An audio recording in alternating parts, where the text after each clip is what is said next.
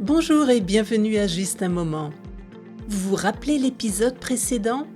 Je vous ai parlé de noms donnés aux chiens. Mais qu'en est-il des prénoms d'enfants? La semaine dernière, alors qu'une amie mentionnait l'épisode sur les noms de chiens, nous en sommes venus à parler de noms en général et plus particulièrement de noms donnés aux enfants. D'après ce qu'elle m'a raconté, les parents en Espagne, pays dont elle est originaire, seraient très libres dans le choix de prénoms pour leurs enfants. Qu'en est-il en France? Autrefois, les prénoms devaient être choisis dans les calendriers existants ou parmi les personnages de l'histoire antique. Le choix était donc assez limité. À partir de 1966, une nouvelle loi permettait aux parents de choisir également des prénoms tirés de la mythologie, des prénoms régionaux et certains diminutifs ou variations de prénoms existants. Depuis un peu plus de 30 ans, les parents français sont totalement libres dans le choix du prénom de leur enfant. Ainsi, depuis 1993, des prénoms par exemple de dessins animés ou totalement inventés font leur apparition. Le prénom doit être unique, comme l'est l'enfant qui le porte. Mais cette liberté connaît quelques restrictions.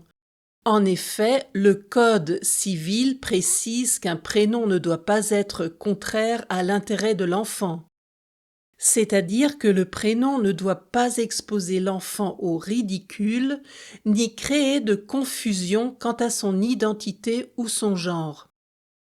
Bien qu'il n'y ait pas de liste de prénoms interdits, certains prénoms ne sont pas acceptés. Voilà quelques exemples. Des parents bretons voulaient nommer leurs jumeaux Bâbord et Tribord. Refusé. D'autres jumeaux auraient dû s'appeler Joyeux et Patriste. Refusé. Fraise, Nutella, Manhattan, Mini Cooper, tous refusés. En 1999, en revanche, Monsieur et Madame Renault ont eu gain de cause au tribunal. Ils ont finalement pu appeler leur fille Mégane. Renault Mégane, comme la voiture. Je me souviens que ma mère avait parlé d'une connaissance dont le prénom était Anne et le nom de famille Thon. Anne Thon, ce qui sonne comme hanneton, un insecte. D'ailleurs, cette jeune fille préférait qu'on l'appelle Annie afin d'échapper aux moqueries. Il y a aussi les familles qui choisissent de donner à chaque enfant un prénom qui commence par la même lettre. Ainsi, j'ai déjà rencontré Émeric et Amélie, qui étaient les cousins de Baptiste et Blanche. Là, bien sûr, il ne s'agit pas de prénoms ridicules qui pourraient nuire à ceux qui les portent.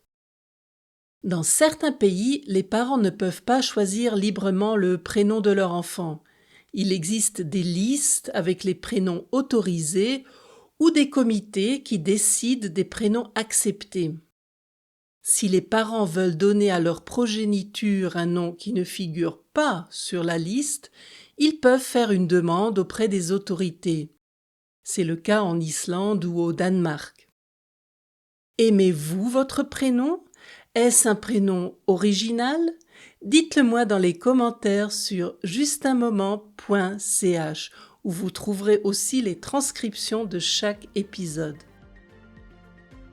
Nous voilà déjà à la fin de cet épisode. J'espère vous retrouver dans 15 jours, c'est-à-dire le 5 avril. D'ici là, n'oubliez pas de me suivre sur Instagram et Facebook pour ne rater aucune nouvelle.